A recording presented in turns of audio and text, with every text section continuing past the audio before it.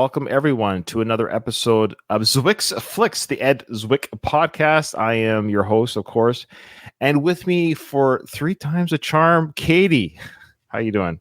I'm great. Thanks for having me back. It's an absolute pleasure having you back. I will say this might be your last one. Oh, okay. Well, we're going out with a banger, okay? Mm-hmm. But the only reason why you're top heavy, sorry, that sounds terrible. I'm also not top heavy.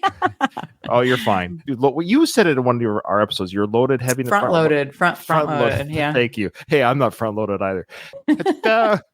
Wow, we're off to a good start today, folks. Anyway, so you just happened to fall on the episodes at the beginning before Legends of the Fall that I really wanted to have a female voice on, and you are my best online female friend. I'm just gonna be honest with you. So having you on was just an easy to do for me as a podcaster to have you on for those two shows where we covered. So if you're listening to this, folks, and you probably are, I guarantee you there's people who are listening to this episode who have not listened to some of the previous episodes because they're not Legends of the Fall, and I get it. But there's a movie called Leaving Normal that Ed Zwick directed, and another one called About Last Night that Ed Zwick directed. And Katie was the co-host on those as well. Incredible coverage. I thought we did a fantastic job reviewing and showcasing those films and our side discussions. So go check out those films or those podcast episodes, even if you haven't seen the movies or been a while. I think they still make for some fun movie and celebrity type discussions. So Katie, you are from the Retro Made podcast. So for our listeners who are definitely listening to this episode because it's Legends of the Fall, why don't you tell them about your show, Retro Made Podcast? I am a child of the 80s and 90s, so I love that nostalgia. So I have a podcast about it. And I cover movies from the 80s and 90s, but the spin is like the first bit of it is kind of setting the stage for the movie discussion and talking about what was going on in the world of pop culture at the time of that movie's release. And I am finishing up my season 1, which is about the ultimate everyman, Patrick Swayze and Kurt Russell. And stay tuned for season 2. I'm looking forward to that. And I'm still on the hook in a good way to do Tequila Sunrise, correct? Yes, I keep going back and forth about when I want that to be scheduled. You were my first guest. Maybe I'll save you for the last. That'd be an honor to close up season 1. I think that's very fitting. So let's do that. Let's do that for sure. Okay, let's get into it. Legends of the Fall, Katie, 1994. I guess you could say this is the 30th year anniversary of the movie. Isn't that crazy? This movie came out 30 years ago. Oh my God, that makes me feel so old because I can picture I'm like in junior high and just it was a phenomenon. But to think that was 30 years ago. Also, the release date had me a little confused because it shows up as a 94 film, December 94, so that it could be, well, when you look it up, it shows the release date is in January of 1995, but it's a 94 movie. Mm-hmm. And then when I investigated it further, they technically did a limited release in December of 94, likely so that it could be considered for Oscars for that year.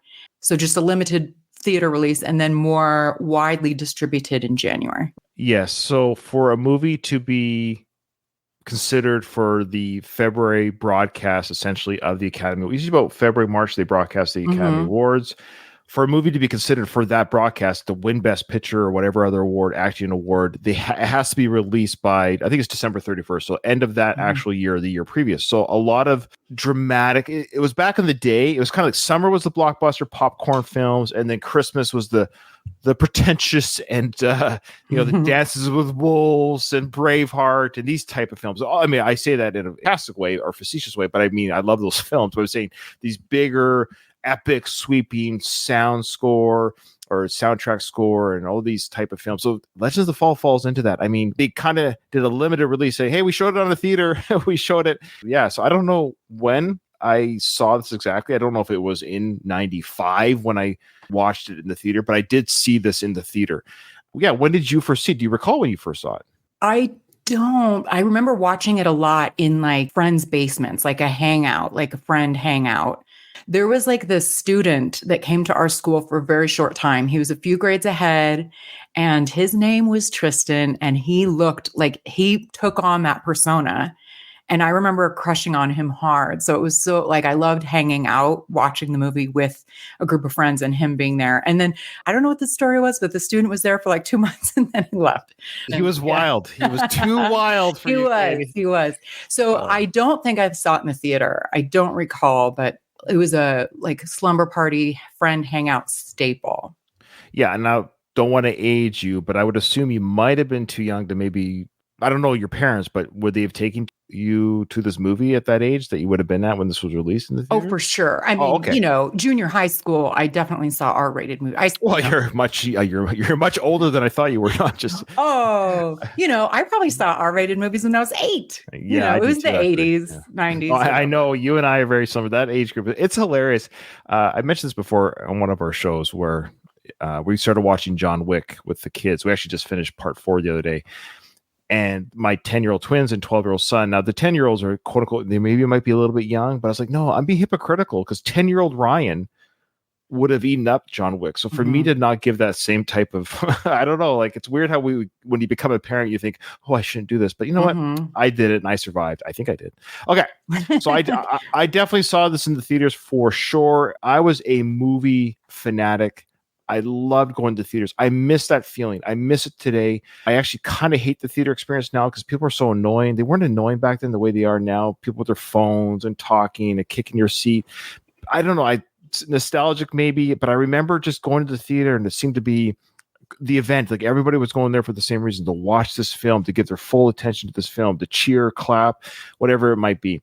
So I was 18 when this film came out and definitely saw it in the theaters. I saw so many movies in the theaters during this time. I'd go day after day, week after week. I used to like cut out the newspaper and literally circle every single movie I was going to see during that run. It was just, I just missed those. I just missed those days so much. And then I would go to the video store in between and rent videos. So I was renting older videos, watching new, and it was always opening night type stuff. Like I saw everything opening night. Wow. Okay. Yeah, for example, Batman, when that came out with Michael Keaton, I'll never forget. I was so proud of myself at the local theater. I was the first one to walk into the Batman's. Like, I'm first one in. You really are a movie dork. Yeah. I love it. Okay, well, yeah, maybe that's why I do these movie podcasts. So, yeah, this is Eswick podcast. We're covering his films. We're going to get into some of his behind the scenes stuff regarding this movie on his audiobook. I do find it interesting that his audiobook was sort of light on this movie. It wasn't too bad. Like I got 15 minutes of audio and I did cut a lot of it down and he gave some great stories. But before Ed actually got to this film, he actually was dabbling with Shakespeare in Love. Shakespeare in Love came out, I believe, if my memory serves, 98 or 99. I think it was 98, late 90s. So 4 or 5 years after Legends of the Fall came out. But Edward Zwick was the first one to do it, or was going to be the first director to do it. It was his passion project as well. And I don't want to spoil anything and talk too long on it, but I will highly recommend for people to read his book, to get his book, because in that book, he describes what happened with that film and why it went the way it went. And let me just say, it involves Mr. Harvey Weinstein is involved in this story. And I will also say congratulations to Ed, because he actually did still win a Best Picture Oscar because he was still a producer of the film when it was released. Oh, I didn't know that. Yeah, and so he actually shares a story about the time that he was on stage with Harvey when Harvey was talking to Mike with the Best Picture win, and Ed's on stage with him. So I actually have to go back on YouTube and watch that after hearing the story, because I think I'll understand his facial expressions a little bit better. So did he already know all about Harvey at that time? I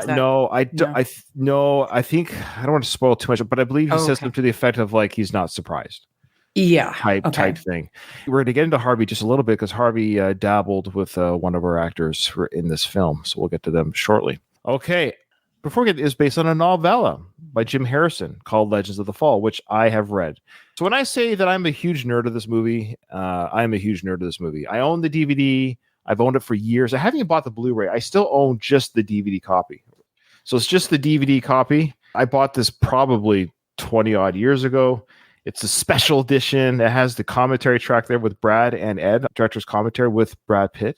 The commentary that he talks about in his book? No, this is actually like they recorded this like 20 odd years ago. They recorded their voice commentary for the film, which I listened to when I got the DVD. And I had more time, I would have done it before this podcast. I'm sorry, dear listeners. I'm not It's only so much time in the day. There's only so much time in the day. And at the end of the day, I mean, if you want to hear their stories, just go check out the DVD, of course. The file that I shared with Katie was the DVD format. So that's why it wasn't quite high def. But what I liked about it, it still has some of the film spots on it. I don't know if you caught that when you were watching it. You could almost see the film transfer on the DVD. Did you watch the film? I did. Sorry, you worried me. It's like I didn't mean to put you to task there on the spot. I did watch the movie that we're about to discuss.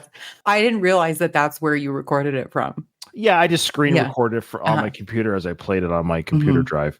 That's how I do that for the shows. Okay, so it was written by Jim Harrison. So I read the book. It's been a while, and I remember enjoying the book. Obviously, it's different than the film. I saw an interview with Ed Zwick during this time back in the 90s where he said that Jim Harrison was very happy with the film, that there was a narrative changes. The book's quite different than the film in many ways, but that Jim himself was extremely happy and supportive of the film and was so during press conferences and stuff. So he was totally on board with the film as the author of the book. Like a smart person recognizes that novels are always different than a movie form. Like it's weird how people don't understand that the novel is always going to be different. It's a different medium. You just can't.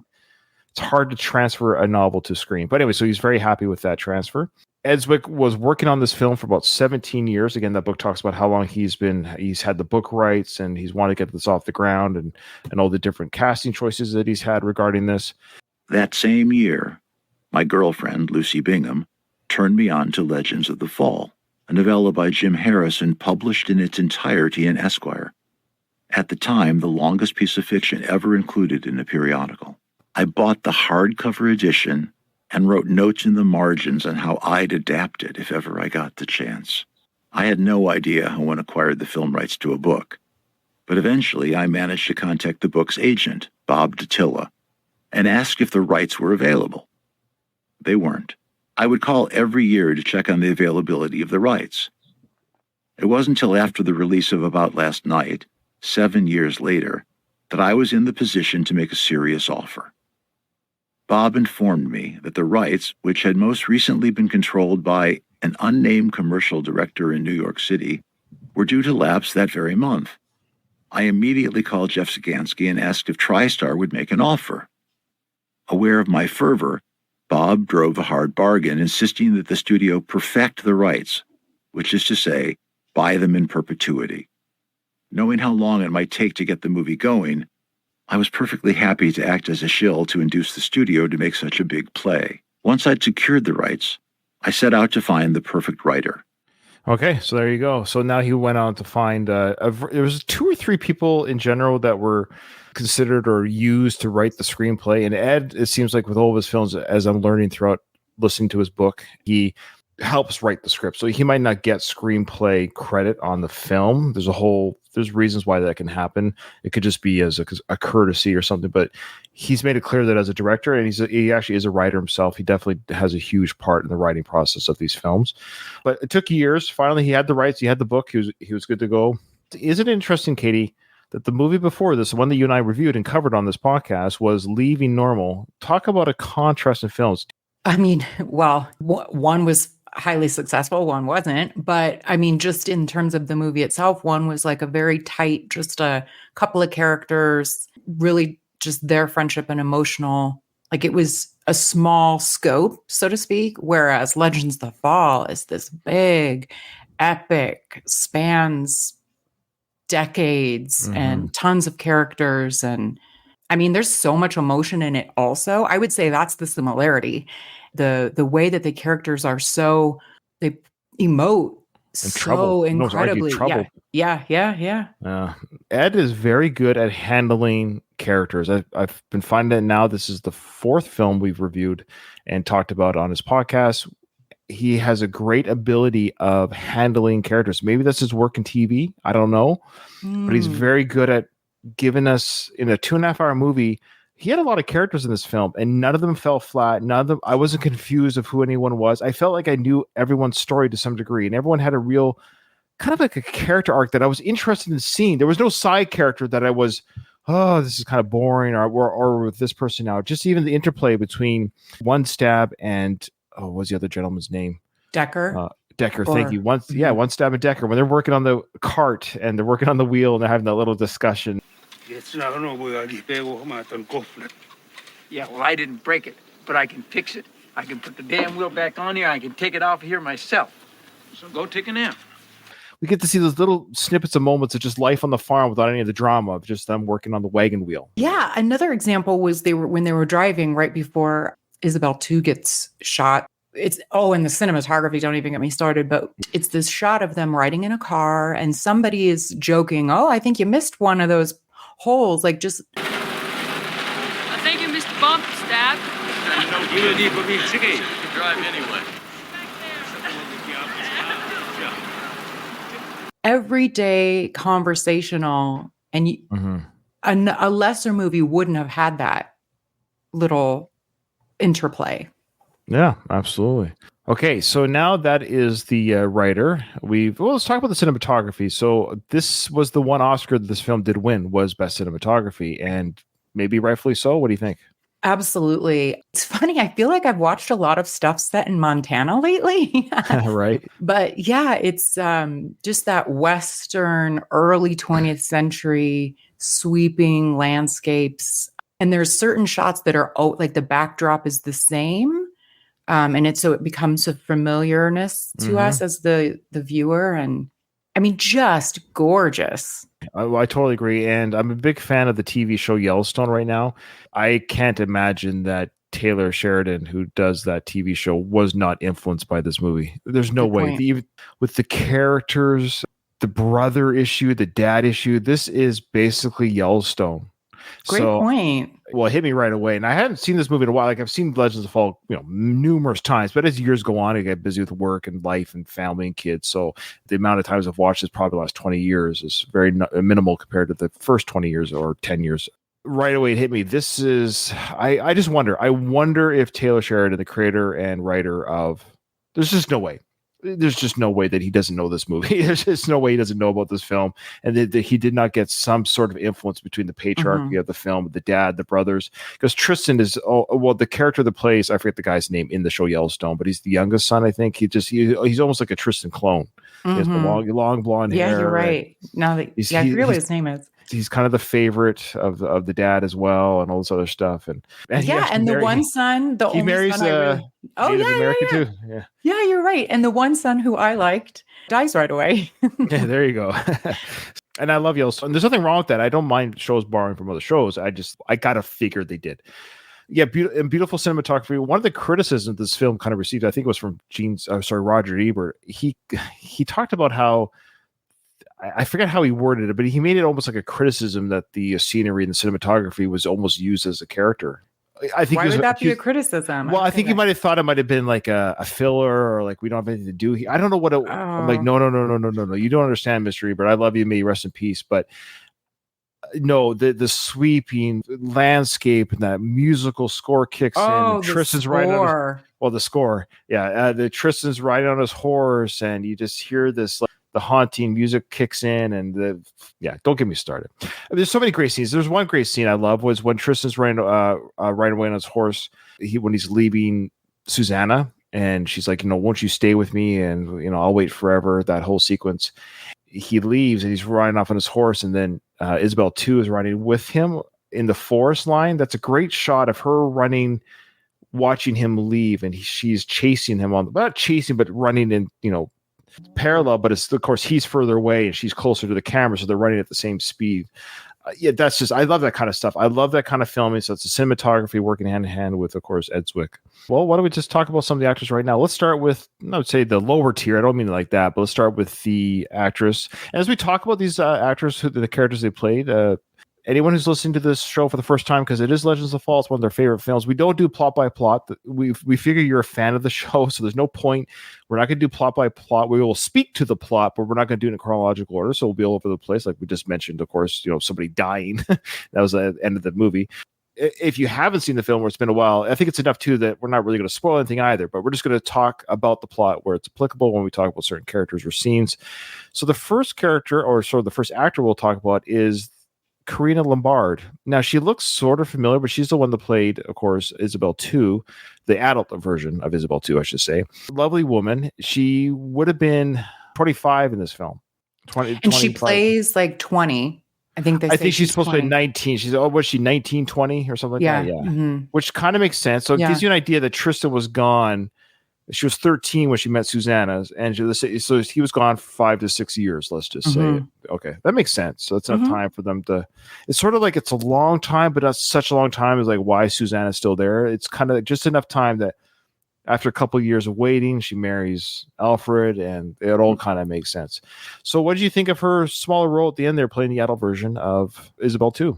She's a striking beauty. She did a phenomenal job. I don't really recognize her from anything else. She had the smaller of the roles because Mhm. but she was the part of Tristan's life when the bear was put to sleep, and that was their moment of happiness, and that's what makes that sequence so heartbreaking, is because she waited her whole life for Tristan, Isabel II, and I love how her name is Isabel II, and everyone too, not even Mhm. Isabel the second, she's Isabel II, of course, named after the boy's mother. She always said, "I'm going to marry Tristan," even when she first says that to Suzanne at the beginning of the film. I even caught then Susanna's, like, I would say jealousy, but kind of like competition. Hello? You must be Isabel too. I've already met your mother and father. How old are you? 13. 13? Oh. When I was 13, I was sent away to boarding school. I hated it. May I help you? You're going to marry Samuel. That's right, I am. I'm going to marry Tristan. And we'll be sisters. Oh, yeah. That's interesting. It's just that Susanna is just enamored by Tristan from the moment she lays eyes on him, and it builds throughout the movie. She almost is, obviously she can't live without him. Yeah, literally. Yeah. But that is interesting that I kind of sensed it right away. I kind of sensed with a now, again, child. even though, well, yeah, she was 13, but the idea, yeah, in 5 years she'll be an adult, and back then, or kids became adults very quickly back then. That being said, her character, Isabel II's character, was the time of Tristan's life when he was the most at peace. I love that line where one step said the bear was asleep. It was then that Tristan came into the quiet heart of his life. The bear inside him was sleeping. Yes. Oh my, well, yeah, I loved the creative way of the narration of this movie.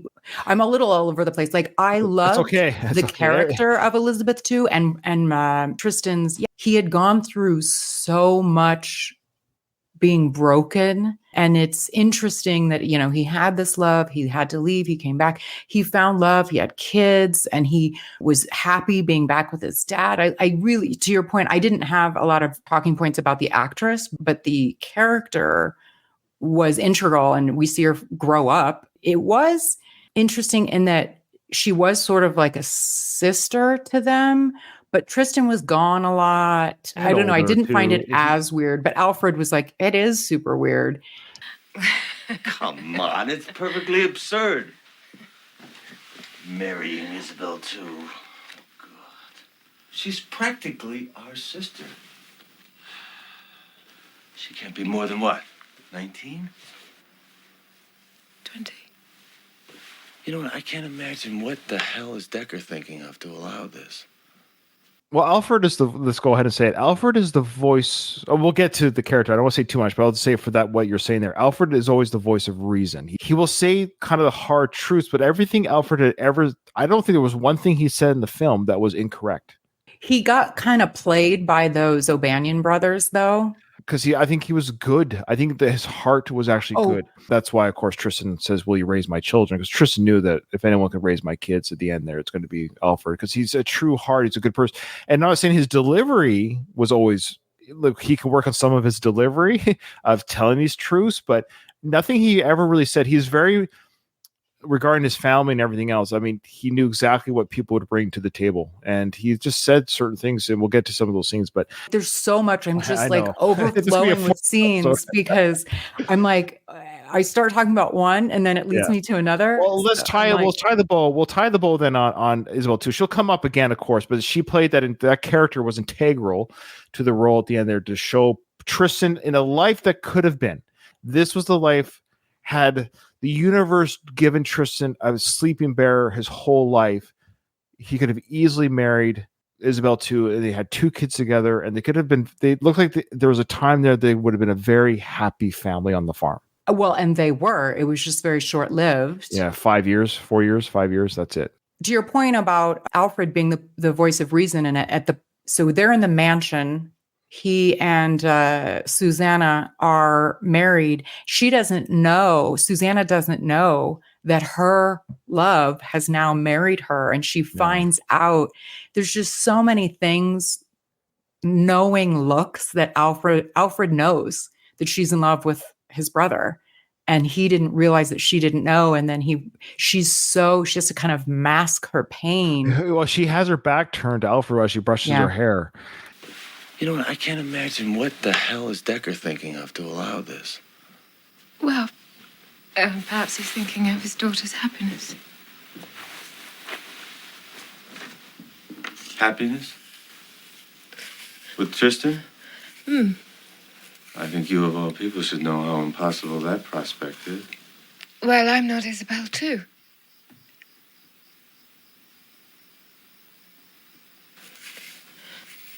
And she's got those tears. We'll talk about Julia Ormond, of course, but she's got those half tears in her eyes, and she's like, "Well, I'm not her," or something that I'm not Isabel too, or something like that. But you could tell that Alfred was sort of prodding without being a jerk about it, like saying, "Oh, you didn't know." I think he was making the statement of she's practically like a sister to us, and I think he might have been doing that a little bit to throw shade at Tristan a bit to maybe soften the blow for Susanna.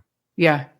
So lastly, this actress, again, Karina Lombard, did a great job. She didn't really do she didn't do too many movies of note that I've seen, but I've seen her in a couple of movies, but didn't recognize. Right after this, so her star rose just a little bit. She was with Bruce Willis in the movie Last Man Standing, which I did see on VHS at the time. And then she was also in a movie that I watched on VHS as well with Kevin Sorbo, Call the Conqueror. God. Well, those seem like B movies, and this was like a little bit. They were like, you're right. I mean, Last Man Standing, I think they both were in the theater, mind you. They were both in the theater, these movies, but you're right. But these were, Bruce Willis and Kevin Sorbo, of course, coming off the Hercules TV show. These weren't small names. And I saw these movies knowing who these people were very well, of course.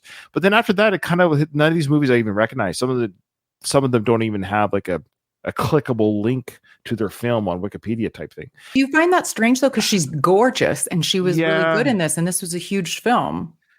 Her last film was in 2023. It was a movie called The Oath. I don't recognize it. Billy Zane was in it. Okay. But then she did some TV work more than anything else. She was in a show that again I watched. She seemed familiar to me other than just the film. She was in the L Word. I didn't watch that, but she had the main role in the L Word. Oh, I never saw that, but she had the main. Okay, I didn't realize the that. first season apparently, but why not continue in seasons? I don't know. So that could be maybe, I don't know. Anyways, then she actually had the main role in a short-lived TV series that I quite enjoyed called The 4400. Is that like an end of times type movie? I think it was like the classic people were gone, they came back, but they had superpowers type thing show, or like they were. It sounds very familiar. I wonder if I've seen it. It's actually quite good. It's kind of corny. I mean, it's already 20 years old. Boy, time goes by. Then she had some recurring roles in Rescue Me. She's done stuff. Maybe she's not pounding the pavement. Who knows? Maybe she just does what she wants to do. All right. Well, let's move on to the next person on our list of actors. We have, of course, Henry Thomas. It's funny, when I was reading some people's comments on the film, on IMDb, it's just fun to read some people's user reviews. I can't believe how many people were like, I didn't know that was him from E.T. Like, I knew right away. Even back when I was a teenager, I knew right away this was Henry Thomas. Partly because he's almost my age. He's just 4 years older than I am. He was in the movie, of course, E.T., the boy, Elliot.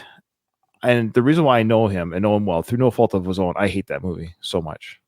Are you being serious? Oh, yeah. I hate E.T. I hated it as a kid in 82. Hate it. I think it's really quick. Of course, it's ridiculous.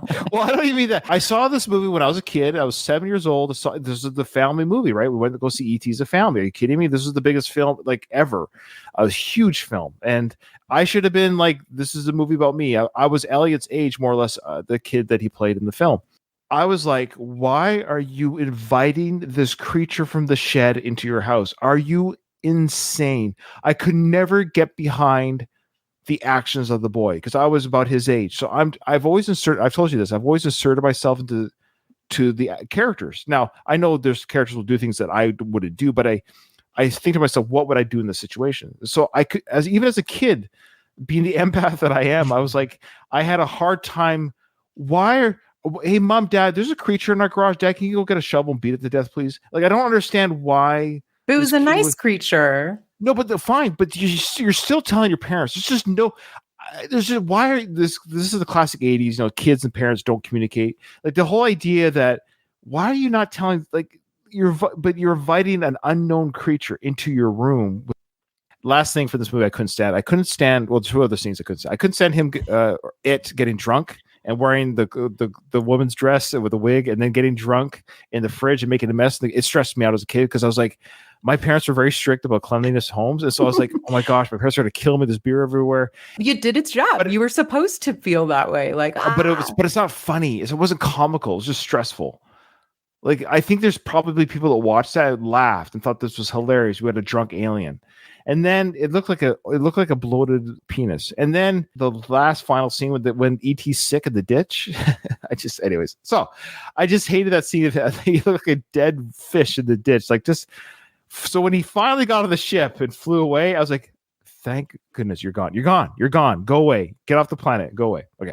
So that could be said for like literally almost every movie that you would choose to do something different than the character. It's not even, I don't know what it is. I don't know what to tell you.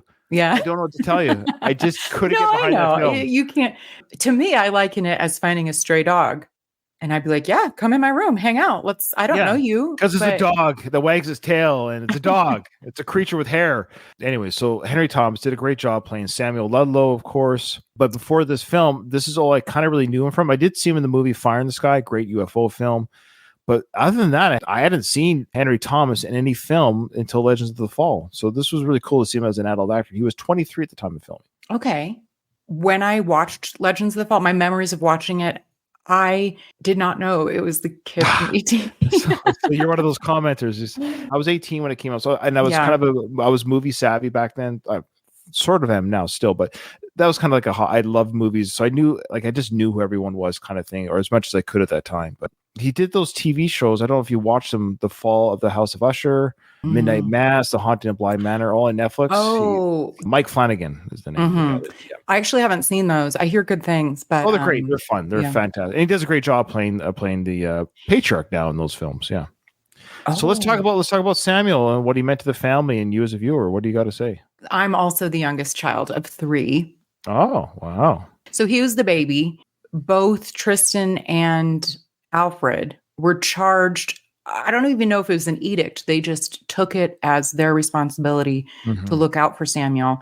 Dumbass Samuel wants to go to war and find glory for some unknown reason. I did find this a little annoying because he has a soon-to-be wife who he has not slept with yet.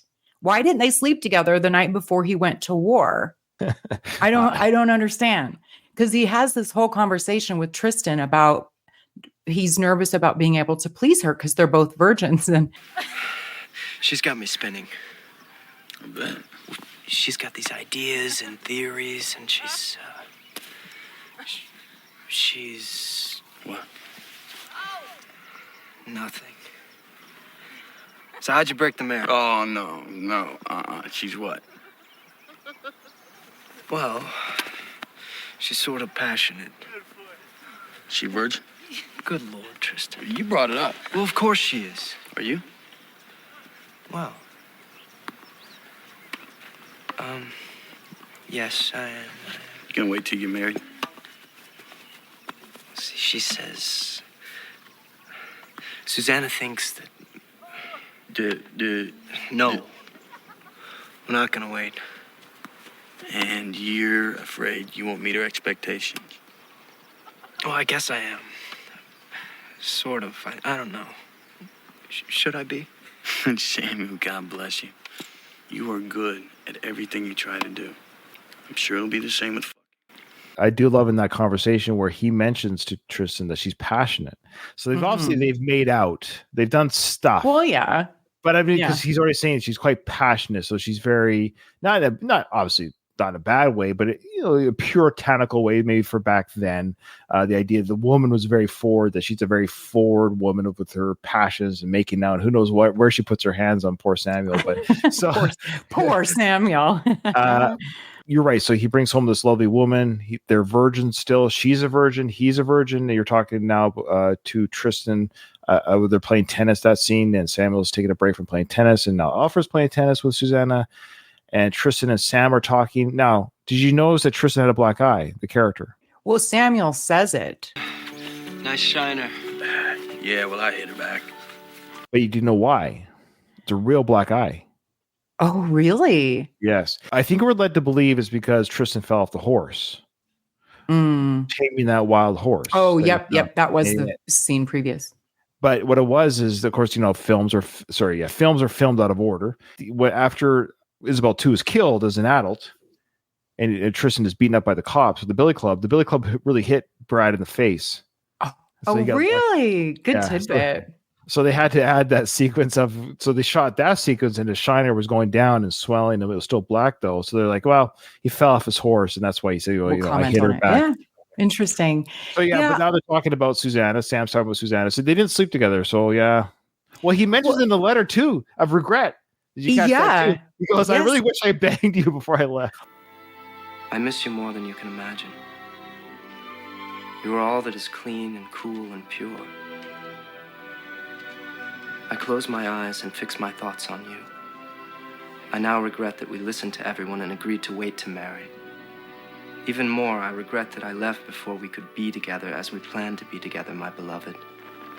I'm very confused by Samuel. It's like he's the youngest kid. He knows they're babies. Like even in war, he does something really stupid because he, in a letter, is talking about how it might be silly, but he wants to find glory, but it's going to be hard to do that because his brothers. Tonight, as I prayed for the souls of those who've died so terribly but so bravely, I admit that I also prayed for personal glory. Is that wrong? To want to distinguish myself gloriously in combat as my father did? Though Tristan and Alfred watch over me so carefully that I may never get the opportunity. Exactly. Won't let him out of his sight. So he kind of tricks them and then ends up dying. He died for glory. You're right. And it's sad, but he's young. He's an officer. He's getting wrapped up in the whole, the patriotism of war and the stories that he probably read with his dad and things like that. He's like, I want to be a war hero. And he didn't want to die, but he wanted to do a mission without his brothers babysitting him. Yes. And because his dad was a colonel and he had glory. It's interesting because the dad, Anthony Hopkins' character. Oh, Colonel William Ludlow, yeah. Yeah. He tries to impart his wisdom that no, you shouldn't want war. I did that and it's not what you think. And this paper is already a week old. Calm down. Father, with my fluent German, I could become an officer. Yes, and lead other young boys to the slaughter and be slaughtered yourself. The men who served under you worshipped you. Then they were damn fools, all of them, weren't they? This is a turning point in the history of the world. How can we what? Father, you can't expect us not to be part of this. You taught us. I taught you to think for yourselves. That's what I taught you. And to defend what's ours. Yes, what is ours? What is ours? Well, we've already lost 2 of our cousins at the Marne. And we've never even met. And don't talk at me, boys, if I've never seen a war. Not a war like this, you haven't. Ah. They said that about the War of Secession. They said it about the Indian Wars. That's what people who want to sell newspapers say about wars. These are not the Indian wars. We're fighting against naked aggression. There will be no more talk of wars in this house. Damn it! And they go to the Canadian Army too. They ride up to Calgary. It's not even the American Army. But Well, they fight with the British. I guess they probably joined the Canadians to fight with the British. that tracks. Back to the conversation with Tristan about he's nervous he won't be able to please Susanna in bed, essentially. And I love how Tristan's like, well, are you going to wait? So the point is they're not even going to wait until they're married. So why didn't they sleep together the night before he left for war, at least? I think she was angry, probably. I know, but Jesus, I mean. Well, you know how women are, if you're not in the mood. But he tells her, because this is kind of a line throughout, or a theme throughout the movie, is he tells her, Because Samuel is like, don't be crude when Tristan says, well, Right. my recommendation is to F her. Funny enough, I think that's the only cursing in the whole film was that scene. Am I wrong about that? Well, he says it a couple times. I don't think he says the F-bomb any other scene. Maybe not. I can't recall. It's jarring for a reason, but it's funny how that scene kind of it comes out of nowhere. But I know that word existed in the 1900s, of course, and it literally he was using it for the term that you do for wild lovemaking type thing for that. Not making love, the F word part of making love. I find it an interesting writing choice, but maybe that's why they did it. Was it supposed to be jarring for poor Samuel's little virgin ears? Maybe.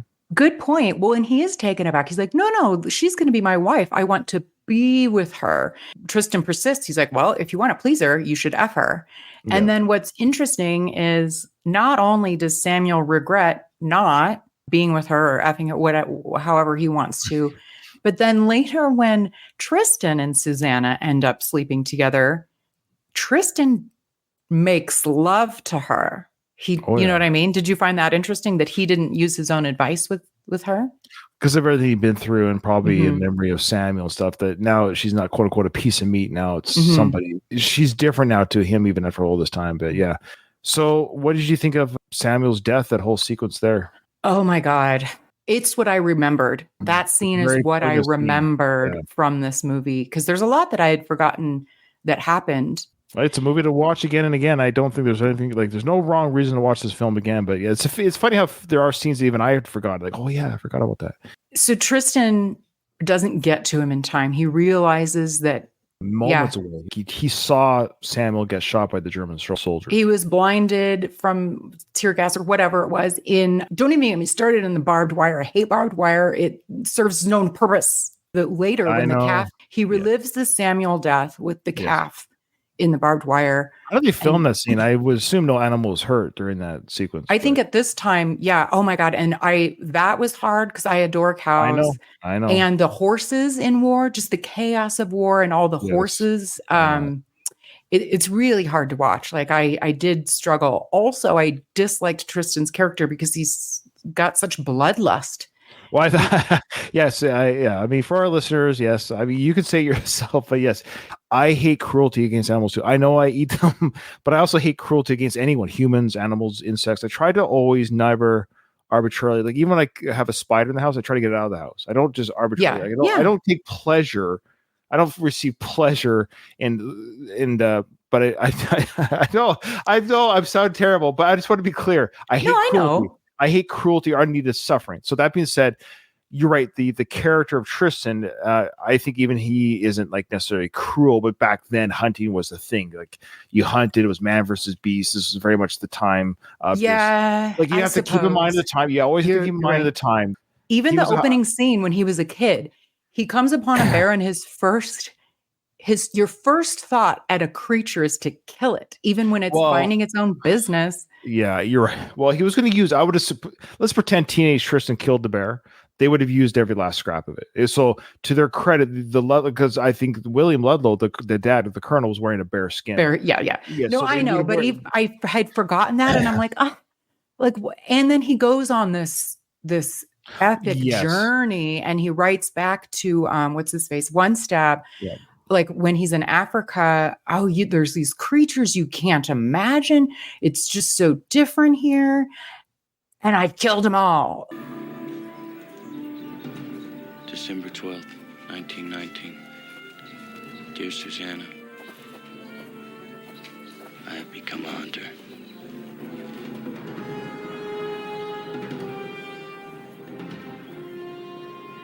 Tell Stab there are creatures here that cannot even be found in books. And I have killed them all. Yes, but before you don't pass over that, I'll insert that scene because the delivery is important. Because you remember it was just previous that he scalped those German soldiers that killed his brother. Yeah, so he is in full on anger. The world doesn't make sense. And the idea that you're right, it reminds me of Fight Club, Brad Pitt, where he beats the crap out of Jared Leto's face. And he says in that film, I just wanted to destroy something pretty. So it's the same idea. I think this character here. That's a good point. You won't believe the creatures here, things you couldn't imagine. ... And I've killed them all. This is showing you the state of mind he's in. Yes, you and I go to the same safari that Tristan's on. I would have a great time being there looking at all these exotic creatures, and I wouldn't want to lay a finger on any of them.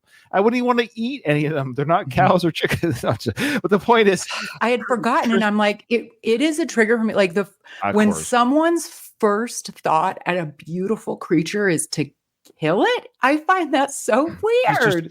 He's destroying all that's beautiful and wonderful around Well, and you're right. I'm like speaking out of both sides of my face here. It triggered me as who I am as a human, but also you're right. I do recognize he's on this quest. He's mad. He's gone mad and is trying to find himself. And he's spiritually like a native person. So he's always talking with one stab in his letters, and one stab says, like, when you spill each other's blood, you become one. I don't know why Tristan did not kill that damn old bear. The old ones say when a man and an animal have spilled each other's blood, they become one. I love that. Well, he's going to shoot the bear, but doesn't shoot the bear because he's shooting himself.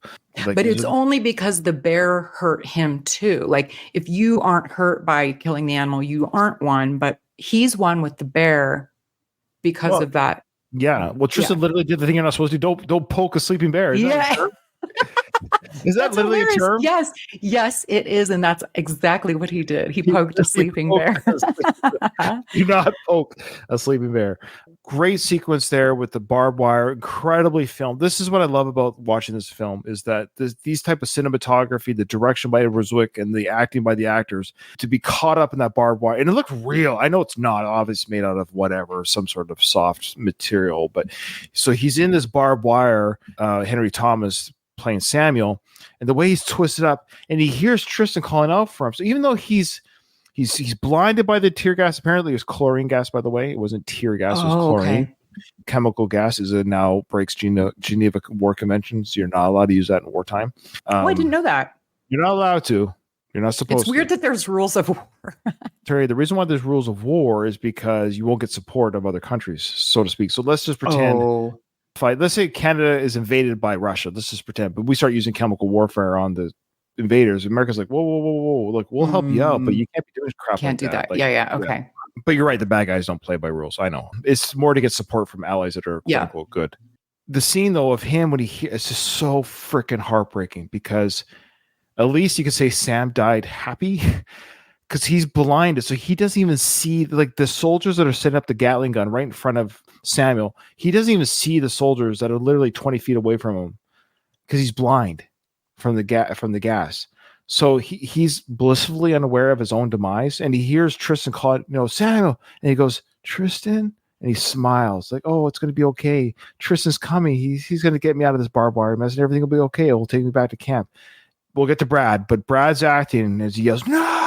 The tears that he has coming down his cheeks and face, and he's blowing away those guys with the gun and whatever. It's just, I'm telling you, man, like that whole sequence. And of course, now he's holding his brother.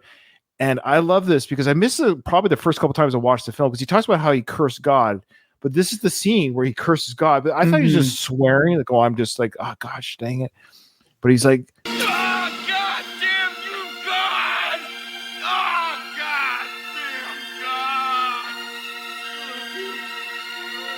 that happens like, first third of the movie, and then he asks his dad in the last part of the movie. When Samuel died,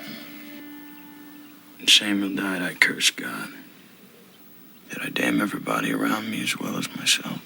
No, you are not damned, Tristan. I won't allow that. Well, it's interesting to hear some of the commentary about how Brad wanted to hold back, but Zwick did a phenomenal job of getting Brad's emotions in this. And there's a lot of times not words. It's just, he is utterly in despair. It's almost indescribable. Like, you can almost feel like that's how you'd be. You're just so distraught. And like, he's trying to get him undone. He's like, you're going to be okay. You're going to be okay. And then you can see on his face, he realizes, we as the audience don't necessarily know, if you're watching it for the first time, what he's going to do. He takes a knife out and he doesn't want to do it. God, you're making me do this. The way he makes that, oh geez, I got to do this kind of like that's acting. That's called acting. Some of the best actors is the ones who do it without talking. Mhm. It's the fake expressions because it says 1,000 words. He's not saying out loud, "This is really difficult for me to." No. Just look at his face, and you know exactly what's going through his mind, and that's incredible acting by Brad. The fact that I don't know if he even got an Oscar nomination for this film, which is absolutely ridiculous. He did get a Golden Globe nom. Yeah, the Golden Globe liked him, but not. That's weird. It's too pretty for nomination, I bet. It's almost like he was not yet, like he hadn't Proved himself to Hollywood a little bit. Yeah. Like it was too maybe. early. Mhm. Maybe, but though young people have received. Yeah, earlier that's true. I nominations. don't know. Who knows what the factors are? Okay, so he takes out the heart, but not only they took out the heart because they can't ship the body back to Montana, is my understanding. So he packaged up the heart, and Alfred delivered the heart to the dad. But do you remember at the very beginning of the film, One Stab talks about the heart, that when you take out the heart of the animal, you hold its spirit. And that's why Tristan took out the heart, because it holds Samuel's spirit. As he grew into a man, I taught him the great joy of the kill. When the hunter cuts out its warm heart and holds it in his hands, setting its spirit free.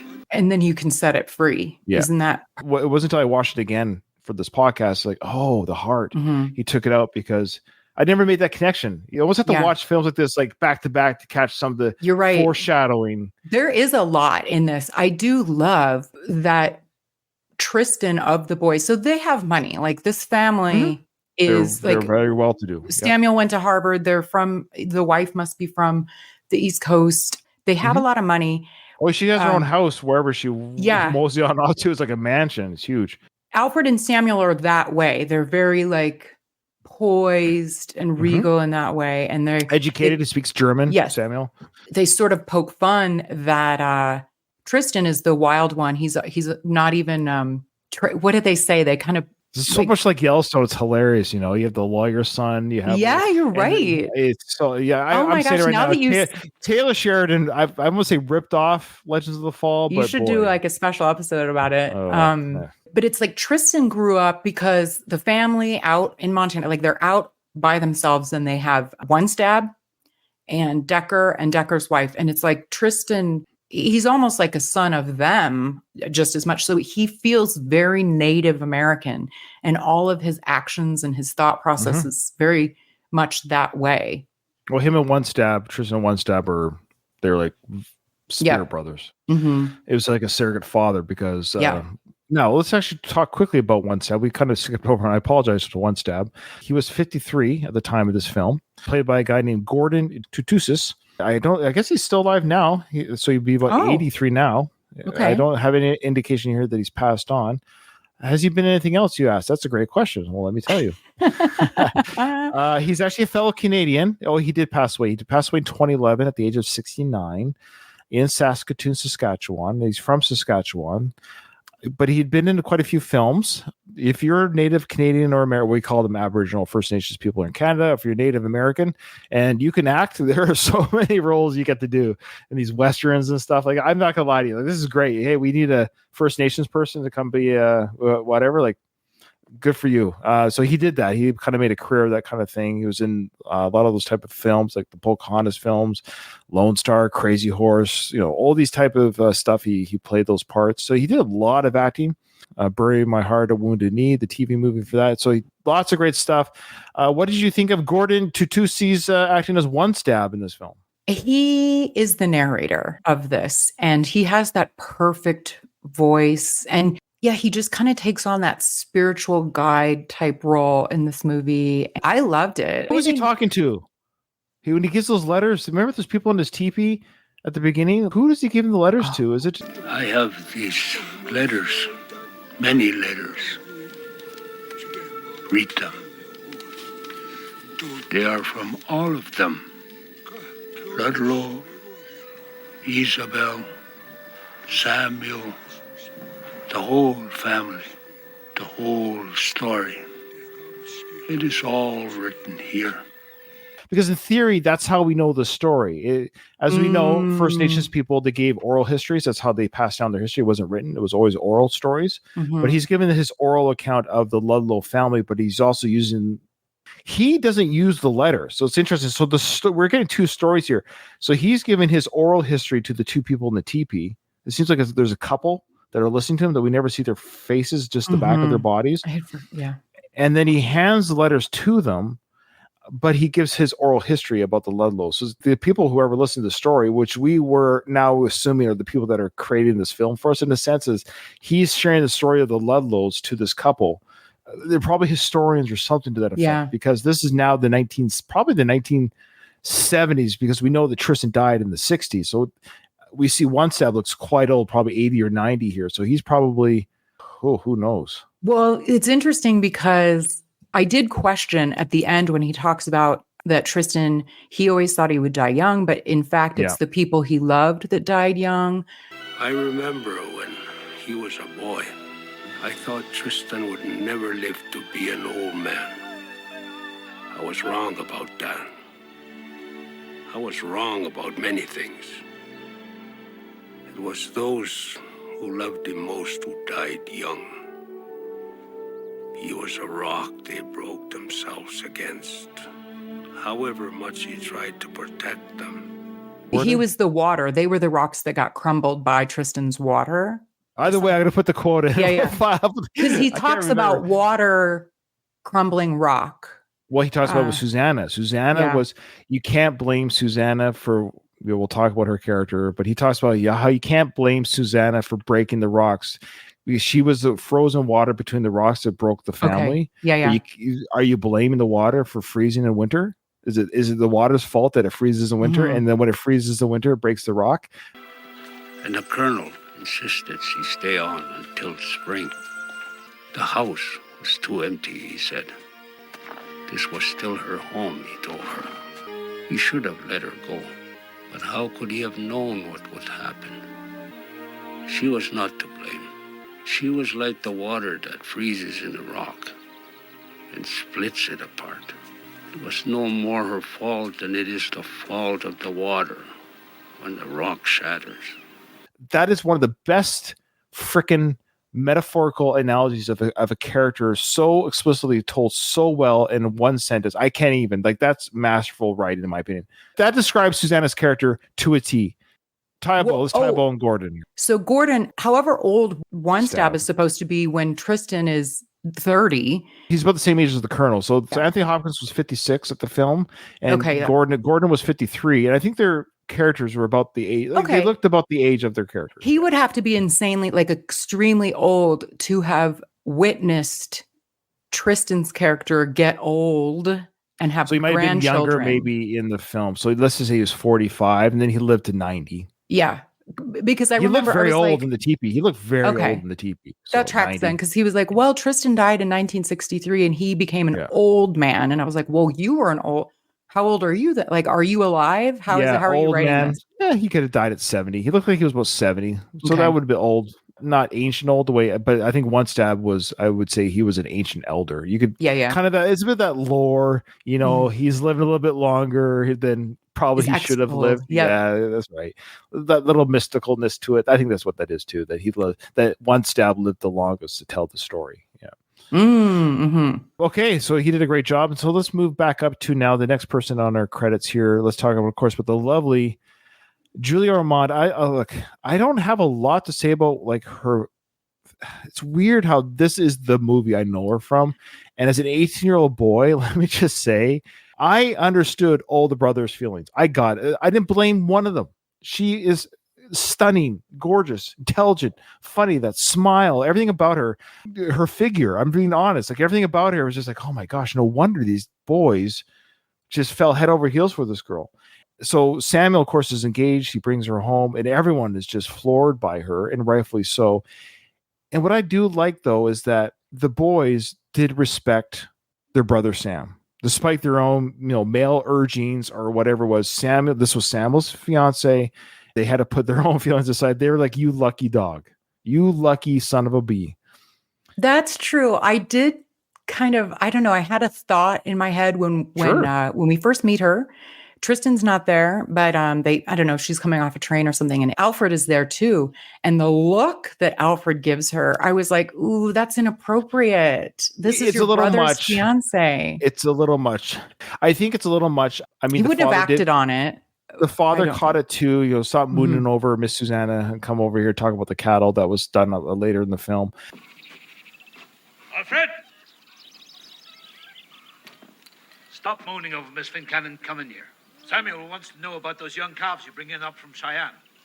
Come on, get in here. Please excuse my father. It makes him feel young and powerful to treat us like we're idiot children. But I think that's Alfred though. He's honest. We talked about it. He's just so honest. He's like, yeah, I'm more or less gawking, but he's taking it all in. Like this, look, how many females do they see on the ranch? That's true. And she comes rolling into the, we're spoiled like men nowadays. I want to see a pretty girl, Google pretty girl. So these men I don't know what they saw back then or how much they saw in town or around this area. There's nobody that lives around them.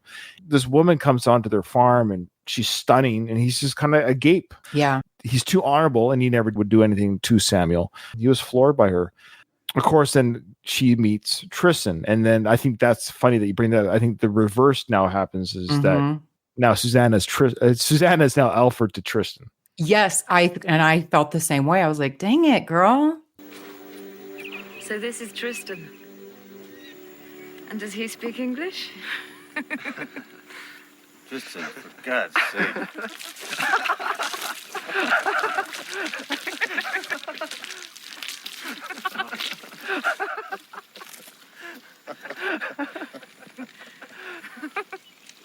Miss Fincannon, it's a pleasure to meet you. I hope you and Ugly here find every happiness together. So like it's supposed to be, I've watched a few reaction videos on this movie. It's just kind of fun to watch people react to this film on YouTube. And people are like, I don't know how to feel about this. And my answer is yes, that's right. We're supposed to be conflicted. You are conflicted because you love Samuel. You, the viewer, why wouldn't you love Samuel? He's innocent. He's sweet. He's kind, naive. Why wouldn't you love Alfred? He's good. He's pure. He's honest. He's noble. Why wouldn't you love Tristan? He's handsome, rugged, strong, wild. Yes, to all three of them. Yeah, you're right. And so, of course, you're conflicted because you're like, who do I choose? Who do I want for Susanna? Your answer is, well, you want them all for, like, if there was like polygamy for men, she could have all. Well, and she does have all of them. Two as well. She never got to sleep with Samuel, funny enough. No, but they were a couple. Yes, they were a couple. You're absolutely right. They kissed and made out and got pretty passionate with each other. But so back to Julia Ormond. Have you seen her in anything else? Do you recognize her from anything else? She's been in a lot of stuff, but she's had an interesting career, and I think there's a reason why it's been interesting. But do you remember her from anything? It's funny. It's like her name. She's one of those people that it's like, oh yeah, well, Julia Ormond. You know her name from this film. That's why. I hate to say it, but this film was a huge film. This film's a huge film. This is the first time I met Aidan Quinn. This is the first time this is the first film I saw after Silence of the Lambs where I saw Anthony Hopkins. So people forget this is the film. Now I've said this before about Brad Pitt. I knew Brad Pitt before this film because I was such a moviegoer, but I didn't know. Oh yeah, me too. But I didn't know Brad Pitt. No, I'm talking real time watching of his films. I saw California. I saw River Runs Through It in the theater. I saw this in the theater, but he wasn't Brad Pitt then. I saw River Runs Through It in the theater because Robert Redford directed that film, and it looked really nice in the cinematography. I like those kind of films. I've always been a hack for those films. This is the film, though, that even Roger Ebert and Gene Siskel were like, oh, Brad Pitt's going to be a star. Mm-hmm. Yeah. This is his star-making role. He wasn't the star. We retroactively see that now watching this film, but keep in mind when people saw this in the film, I would say 90% of the film goers didn't know who Brad Pitt was when they saw this in the theaters. A River Runs Through was a pretty big movie, though, wasn't it? No, it wasn't. No? It was. I think it was well received by critics, but it wasn't a. No, you're probably right. This probably did. Or wait, Interview with a Vampire was before this, wasn't it? After. Okay. Yeah. No, you're probably right.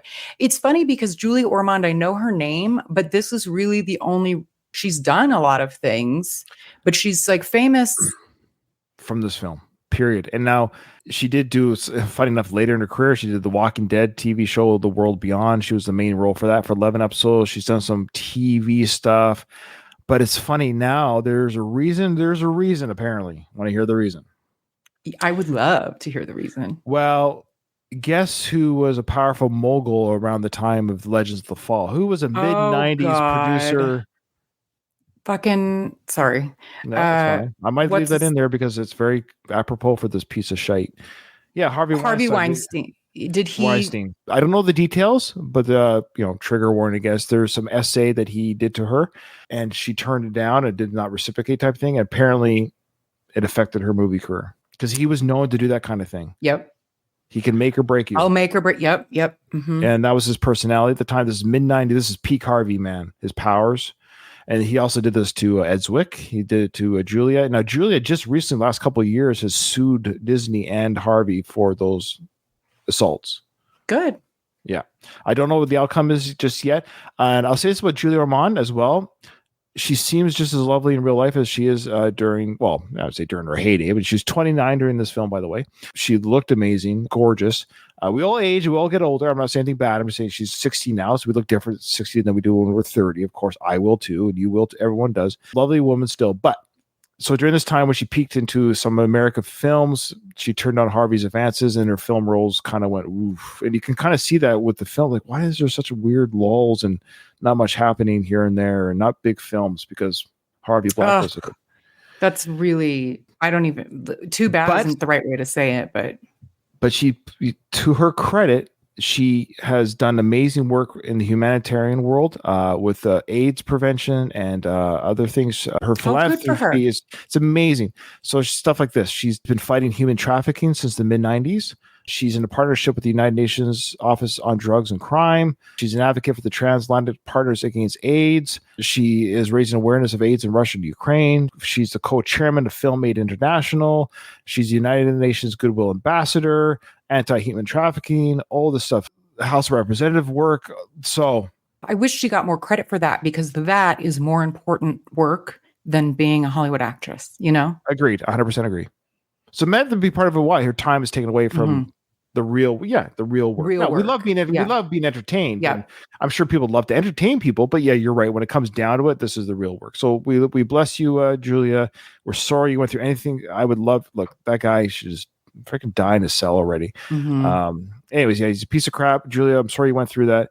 Before we move on to Aiden, Susanna, played by Julia, her character, I think the part of her that was, it's interesting. I think for her, how should I say this? I'm going to sound like a total jerk here, and I don't mean to be. If you were to measure she was the most not good. Yes, you're right. She was smitten by Tristan and never got over it. And it affected her to the point where it was like a poison. Tristan was like a poison to her. I don't know how to describe it. She just couldn't be happy without him. She felt a fleeting moment of happiness, but Tristan's bear was too wild at the time. Oh, yeah. Obviously. Susanna's like, I love you forever. I'll wait forever.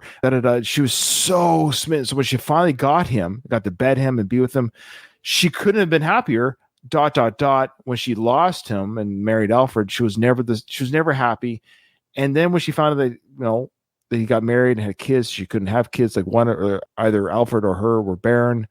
And as they say in the film, she shoots herself. She is probably the most tragic character in the whole story. Tristan's he's gone through some stuff, but yeah. No, he went through some stuff, but he's not a tragic character. Well, that's true. The way his life ended, that's true. You're right. And you feel it like that jail when she goes to visit Tristan in jail. I still sometimes dream that I'm the mother of your children.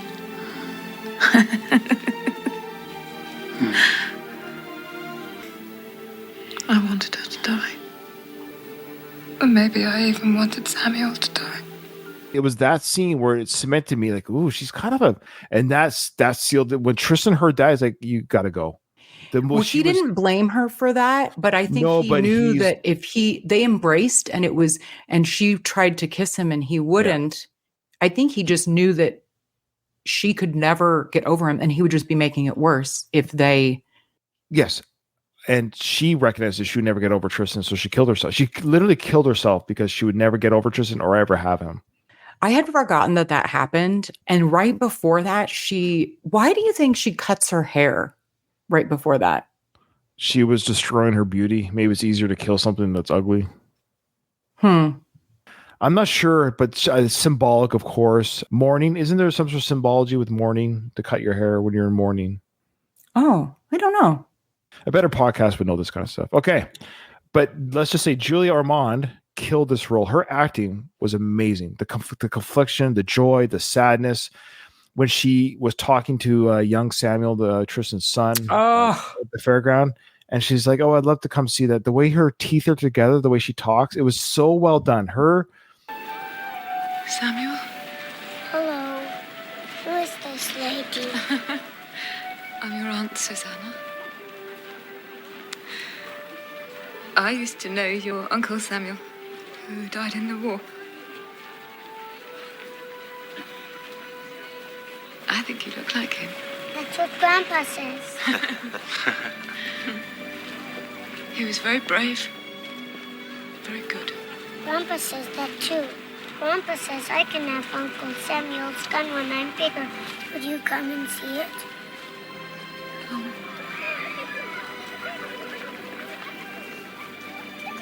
I'd love to. Sometime.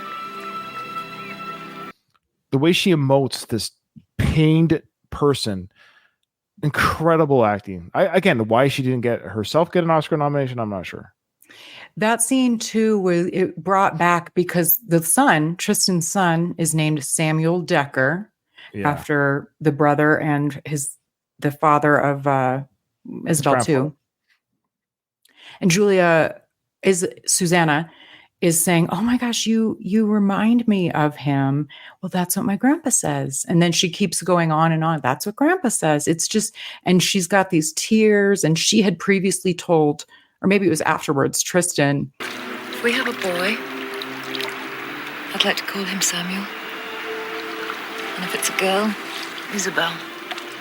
and then he does. And then she even tells Tristan that she dreams or wishes that she was the mother of his children. She still dreams that they would have children together. And that's when she starts saying about, I wish that there was times I wish that Samuel would die. But Tristan forgave her. He wasn't mad. Yeah. He goes, no, their deaths have nothing to do. You can think what you want about that, but their deaths actually had nothing to do with your selfish thoughts, so to speak. Okay. Great job, Julia. Let's talk about Aidan Quinn. After watching this again for the first time in a few years, he, for me, was the MVP of this film. I thought Aidan's acting in this film was out frickin' standing. I relate to his character more as I'm an old man. Yeah. I'm 48 years old. Yeah. His personality type, the way he is. I thought Aidan's acting in this film was out frickin'. Now, I get it. Brad is Brad. We get it. I love Brad Pitt. He's one of my. I actually love Brad Pitt. I've seen all of his films practically. I've been a fan of his for 35 years. No issues with Brad. But Aidan here in this film, I think, unfortunately, it's the shadow Brad that he cast through no fault of anyone else's. Boy, Aidan's acting as the stable brother is so well done. When he yells at his father and he says, "I loved her then, I love her still," that sequence there, when he's holding the letter. You get out of my house and get off my land. Why? Because I want to serve my country as you did? Or is it because, like you, I love a woman who doesn't love me? He used her and he deserted her. Your darling Tristan. Alfred, don't. Please. I loved her. I love her still. And he stole her from me. Hell, if you want to know the truth of it, he stole her from Samuel before the war. God help me, I'll kill you. Here. Read your darling Tristan's letter. That was such amazing acting by Aidan. But every scene that Aidan's in as Alfred, I thought he was so good in his deliveries. Everything. I couldn't agree more. Boy, MVP is hard with this movie because I don't disagree with you. I just think it's just everybody really brought it. But I will say, looking through my notes, the timestamps that I wrote down, most of them involve Aidan. Most of the scene that you were just talking about where Alfred and the dad get in a fight over Tristan and Susanna, and he says, he stole her from me. He stole her from Samuel. It's amazing. I mean, that's your Oscar scene. Also the scene where Aidan realizes that Tristan and Susanna have slept together. Mm. And then that scene the next morning, you will marry her. And then you're not going to make her happy. You're Tristan. You can't possibly make her happy. Not the way like Tristan, a long-term right, the real happy life. Not he's the bad boy on the motorcycle. Yeah, the girl might be happy hanging out to her boyfriend on the motor, but he'll break her heart. That's right. He'll break it. Alfred is the guy that'll bring the steady paycheck home and the safe home with the nice little kids and the family Christmas tree. That's the happiness Aiden's talking about. Yep. And Tristan's like, I'll try. And Aiden's delivery of, you will fail. Tristan, you know you can't make her happy. Gotta try. You will fail. Oh, it's just such a, like, I thought Tristan was going to punch him there. But even Tristan, I think deep down, it's like, man, freaking Alfred. There's animosity between those two. And then there's animosity between Alfred and the dad because Tristan's the favorite and he's always coming to the rescue. Alfred does have good points. That scene's great. At the end or towards the end, when he says, they've made up, I think, by this time, because Alfred comes through and shoots one of the bad guys to save his brother and his dad and the family when they come towards the end. I think it's after that he's like, I followed all the rules. That was at the grave. Okay. But still near the end of the film where he's talking, they're looking at the this is where they buried Susanna. And, yes. And he says, like, I followed the man's law and God's. This is my reward as a dead wife that I loved from day one. Tristan, you followed none of them and you got everyone's love and adoration. They all loved you more. I followed all the rules, man's and God's. And you followed none of them. And they all loved you more. Samuel, Father, and even my own wife. But then I love how he says, can I have a moment alone with my wife? And Tristan leaves. So that's what I mean. Tristan is not a tragic character. Tragedy is around him. Good point. There's a difference. He's actually very honorable in his own right. He's actually in his own way. He's honorable and he's wild, like Alfred called him, but he's not dishonorable and he's not a jerk. He's not an a-hole. He is wild, but honorable. And he loves his brothers. Ironically, he loves Alfred so much, as we know. You're right. Quick to forgive. Yeah. And again, that's realistic with families, right? You have strife and you have arguments and maybe even in their case, go years without talking. But at the end of the day, they're brothers. They love each other. I also, to your point about Tristan being honorable, I took note of the bar scene when bartender won't serve one stab. I loved that scene. Yes. I want 4 beers. No. Well, now the owner, he says he doesn't want to serve any Indians. Get back! Now, do you see this man? Do you? His name is One Stab. He's a venerated elder of the Cree Nation and has counted coup on hundreds of his enemies. He is our friend. He's thirsty. He beats the shit out of him.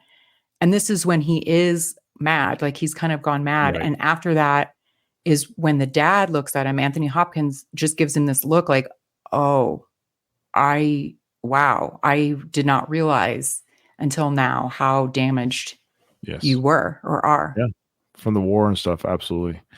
Okay, let's move on to Anthony Hopkins, of course. So Anthony Hopkins was 56 at the time of the film, which is crazy because Brad Pitt's now 4 years older than Anthony is. In this film. Well, I thought at the beginning, I don't know if they film-wise in the 90s, what they could do to make someone look younger, but boy, he looked pretty young. Look, I've always loved Anthony. I think he's great. I will say the first time I knew Anthony was Silence of the Lambs. That was the first film I got to know him because I'm a huge Jodie Foster fan. I'm in love with her. I was always in love with her as a teen. I know it's funny. You are, huh? Oh, I love Jodie. She's still lovely. I mean, she's just older now. We're all get old, but she's still a lovely, regal woman. I know she doesn't swing my way. That's fine. And in fact, when it came out, I was like, there was a small part of me said, oh, she's only 13 years older than me. Maybe she'll find her hard to. I'm not even joking. I fantasized about marrying her as a teenager. I was so in love with her. I totally crushed on her. She was my celebrity crush, and she's an amazing actress, and she's so intelligent, smart. My crush was Jodie Foster. I had a huge crush on her. That's interesting. Yeah. Yeah, and the reason that you couldn't get her is because she's gay. She's gay. Right? So Yeah. that's the only reason. I think if she was straight, she'd probably date Yeah, me. yeah. That's how I am with Matt Bomer. I'm like, Yeah. but he's gay. As if that's why I couldn't get him. That's the only reason. That's our plot in life. We both Yeah. crushed on the wrong sexuality. So good for her, bad for me. Okay. So Anthony, he looked very handsome in this film. Very cool. His delivery, his lines, his regalness. Look, it's Sir Anthony Hopkins. Incredible. What else can you say about this guy and his role as Colonel William Ludlow? Again, I mean, this is just an all-star cast. It was interesting. Like, he was great, but he didn't overshadow. Like, he was just the right amount of playing the patriarch, but he didn't overact in so as to overshine any of the brothers, any of the younger cast.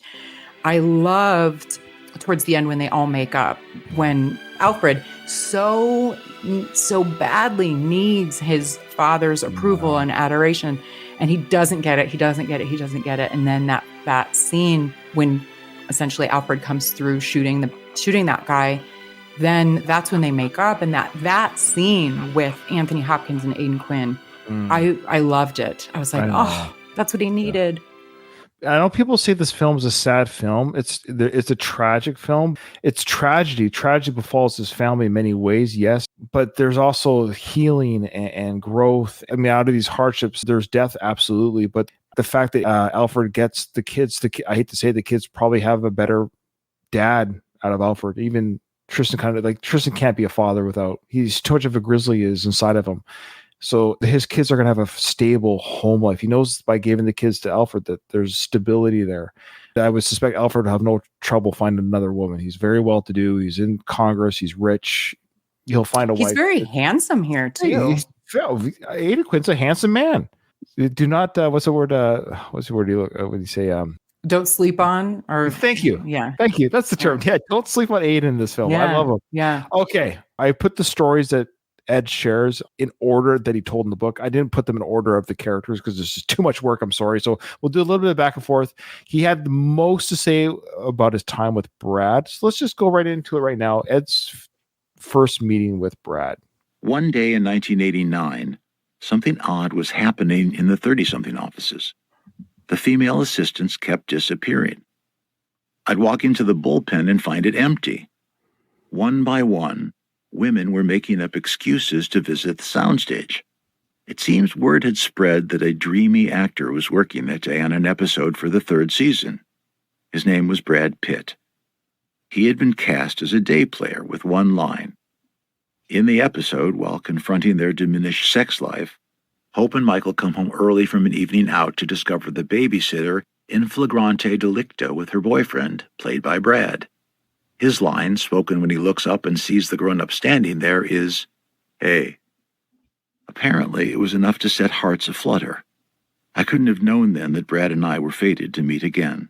I actually looked on YouTube for that. I did find the scene for it. It's so grainy, and you'd have to buy the DVD, rip it from the. I don't know who put it on you. It's there, but it's not even worth showing because it's so grainy. But that's exactly as Ed described it. You can't even really see his face. But anyways, so yeah, true story. So 89 Brad Pitt probably looked pretty similar to the Thelma and Louise version. Was that like 90, 91, something like that? Yeah. That version is, wow. That's when I was like, whoa, who is this? So what makes him handsome then? What is it about him that you find so? Okay, this is going to sound weird. Brad Pitt's not my guy. Oh, okay. I don't like the Legends of the Fall version of him because I don't like the homeless look. There was a period of time in the 90s. I liked his hair. I like clean shape. Like if you've got a beautiful face. He came back after his adventures and stuff. He came back settled when he put the kid to sleep. That's better. He had the long hair without the beard. Remember that sequence? Yeah, a little bit. But I'm picturing him more like in Thelma and Louise when he's got great hair and it's shorter. I don't like the long, scruffy hair. It's shorter. And well, first of all, it's bone structure a little bit. the way he talks, he's charming. He's got that sparkle in his eye. He's kind of sly. He's got a great body, but he's not my type. I know that sounds weird. Like, I do find him very attractive. I can see why he's such a look, we talked about heartthrob. it. Like, Jodie Foster to me, like, Yeah. I could list you girls that look quote unquote better. Like, it's hard to explain. Mhm. Yeah. Better than, you know, 1998 Jennifer Love Hewitt, for example. Right. Like, you know, of course, like, right. But I'm attracted to Jodie Foster. So Mhm. attraction's a funny thing. Mhm. So you can say Yeah. something is attractive, but you're not attracted to it. But yeah. He's not Italian, so he's not my type. Oh, that's true. Yeah. He's tan with a good bone structure. I mean, yeah, I think a lot of it isn't necessarily his actual look, but he's got a presence. He's got a charisma Yes. to Well, him. charisma is absolutely, it is charisma. You're right. There's a lot of good looking guys and girls, a lot of good looking guys, very, very handsome men who are even more better looking than Brad, but there's like zero Yeah, bar it's like charisma. Ugh. be in a J.C. Penney catalog. You're Oh, very yeah. generic. Even girls, I'm like, well, yeah, you're gorgeous, but like, Right. ugh. I've seen them on TikTok or whatever. I see girls that are quote unquote pretty. I'm like, I listen to talk for 30. I'm done. I can't listen to you. I don't know who dates you because the way you speak, the way Yeah. I do like intelligence. Well, I'm glad to hear that. I'm glad to Of hear that. course. No, I believe it or not. I'm not that shallow. I like a good looking, like my wife, for example. She is attractive, but what I love about her is that she's intelligent. She's smart. She's put together. Like, I couldn't be with someone. Some guys can, I get it. I know this is a strange question, but like, I could say, yeah, like Julia Ormond, Karina Lombard. They're both immensely gorgeous. Oh, like, yeah. if, It's always the joke. Like, if I was to go gay, it'd be Brad Pitt type too. And like, you hear guys say that. I'm not afraid to say it. No, I think Brad is very handsome. But it's funny. Maybe I'm crushing on Aiden a little bit more. I think same. I actually okay. think Aiden is I think he's conventionally more handsome. conventionally more handsome. Yeah, I agree. Yeah. No, he's a very smart, well put together guy. Mhm. And Henry is a cute boy. You know, so yeah. So it's funny. I think if I was Julia or if I was Susanna, I might have picked Aiden. So I think I would have been exactly like Julia in this movie. The cute, sweet boy, the innocence probably got me there.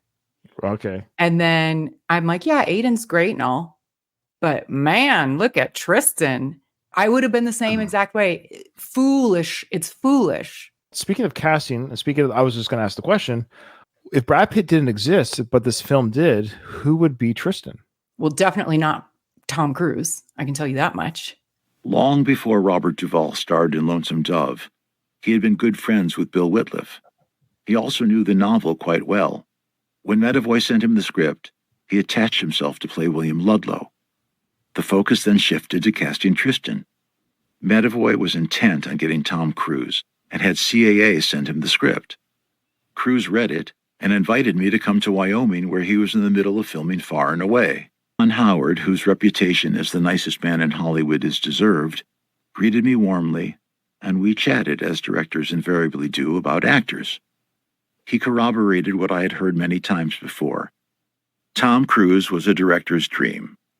As I was to learn in years to come, that is entirely true. We never got to talking about the Legend script. I quickly realized this was more of a meet and greet than a meeting, but Tom did seem interested in the few thoughts I managed to slip in about the movie and asked if we could meet again when he returned to L.A. in a couple of weeks. We met again a few weeks later. This time, Tom had some penetrating and helpful things to say about the script. But after an hour or so, he asked about Tristan's ethics, to which I responded that he essentially had none, and that was at the heart of the character. It was then I realized that he would never do the movie. I'm told his question had something to do with Scientology, but if it did, it was the only time over the course of making movies together that it's ever found its way into a creative conversation. In any case, Tom eventually demurred. We wouldn't see each other again for 10 years. When we did, it would be one of the most gratifying experiences of my career. But for now, my hunt for Tristan continued. There is no world. I cannot see it. Tom Cruise? What would be interesting? I can almost see Tom Cruise maybe playing the Aiden part. Yeah, or even Samuel. I can see him too playing small of a Samuel. role back then. Tom was too high of an actor, way too high in the 90s then. But I would say, Yeah, that'd be an interesting casting dilemma. But getting Tom Cruise gets the film made. That's the thing, right? You have to keep that in mind. So this, Yeah, I know. He had to convince. No, that would have been horrible casting. not the right casting choice. What I do like to hear, and I'm not surprised to hear it. Tom Cruise is a director's dream. I like that. You say what you want about Tom outside the movie industry. Inside the movie industry, the hardest working man in Hollywood. This guy. He's the first one to set, last one to leave. Takes direction. Works hard, knows his job, plays the role, doesn't cause any drama. Well, yeah. In this case, I'm glad that his Scientology got in the way of him doing this film because I wouldn't like it with him in it. Well, we don't know for sure. We don't know. He said it might have had to do with that. But what I also like what he said too, if it did, when they did Last Samurai together and Jack Reacher Part 2 together, Zwick is saying that the creative choices that we talked about, it never came up. Okay. Well, that's good. So, but it might have at this point, but it never did with the other two films. It did. Yeah. So. I'm trying to think like Matt Dillon was kind of hot at this time. I could see them maybe now. I would have to go through some actors, but that'd be a fun exercise because who could do it? Well, I know who could do it, but who has the name? I think Viggo Mortensen would have been good too, but he wasn't big. No, he wasn't big, but that's fine. That Brad, but don't forget, Brad wasn't quite Brad then. He was. Oh, I know. I thought we were trying to, in terms of getting the film made. He had to convince them with Brad. He did have to convince him with Brad. So that's well. Let's talk about how Ed and Brad meet again to discuss the film. So let's talk about that early part of this right now. I'd never given up hope on getting Legends made, and was always looking for the right actor to play Tristan. In the years since his fleeting appearance on 30-something, Brad Pitt's career had gained traction. I made a point of following each thing he did, and watched his craft grow from movie to movie. Yet even after starring in Robert Redford's A River Runs Through It, and then his memorable shirtless appearance in Thelma and Louise, I was still unable to persuade Medavoy that Brad could carry our movie. Nevertheless, I asked his agents if he'd like to meet. Sitting with him in my office only confirmed my instincts. It's not enough that a movie star be handsome. It's the unnameable thing behind their eyes, suggesting a fascinating inner life, whether they have one or not, that somehow emanates. We don't know what's going on inside their heads, but we desperately want to, and often that's enough. Brad also had a genuine passion for the script, and a strong attraction to the character. Growing up in rural Missouri, he had known men like Tristan, he said. When he left the meeting, I felt I had found the right actor. And he's got a way with words. I mean, obviously you said he's a writer because the way he wrote that, I like the way he said there's something behind the eyes that you maybe don't know, and that's okay that you don't know. That was great. Also, I just thought of somebody Zwick related that had the name recognition that would have been good. Also look more like the brothers. Rob Lowe. It's so Rob's such a sweetie though. He's such a sweet guy, and I mean that with all due respect. But we were impressed by his acting, and we're like, he's so pretty. He doesn't get credit for his acting. You know, that's true. It would have been, but you know what? That would be an interesting universe to see him tackle that type of role. Yeah, he looks more like the other brothers too. He does with dark hair and colored eyes. Good catch. I like that. We've talked about Brad. We're going to get to a story here of Ed and Brad and some of their creative, let's say, differences, but Ed pulling things out of Brad. But we talked about at the beginning of the episode already about Brad's emoting. I think Brad Pitt envisioned himself being more stoic than Ed envisioned what we saw on screen, which I'm grateful for that he got that out of Brad. Days before shooting, we held a table read. Given the script's dependence on narration and visuals, it didn't play well in the sterile conference room. I could see Brad's growing discomfiture as it went on. Hours afterward, his agent called the studio to say Brad wanted to quit and would reimburse the cost of prep. Fine, said the studio lawyers. All he had to do was write a check for $2 million. Marshall spent some time talking to Brad, and it was never mentioned again, but it was the first augury of the deeper springs of emotion roiling inside Brad. He seems easygoing at first, but he can be volatile when riled, as I was to be reminded more than once as shooting began and we took each other's measure. I don't know. I think a lot of actors have pretty big egos by nature of being an actor. It doesn't surprise me. Yeah. I like how he says he seems amicable and easygoing at first, but when push comes to shove, something gets lit. Now that comes through in the acting. That can come through, and So there's another story here, of course, Ed shares, where they talk about some of their creative differences regarding the filming. As the shoot continued, Brad's anxiety about the movie never quite went away. Brad would get edgy whenever he was about to shoot a scene that required him to display deep emotion. It was here that his ideas about Tristan differed from mine. Brad had grown up with men who held their emotions in check. I believe the point of the novel was that a man's life was the sum of his griefs. Steve Rosenblum, my editor, had been complaining in dailies that he was having trouble cutting scenes where Brad's stoicism appeared more blank than internal. I agreed. Yet the more I pushed Brad to reveal himself, the more he resisted. So I kept pushing, and Brad pushed back. One afternoon, I started giving him direction out loud in front of the crew, a stupid, shaming provocation.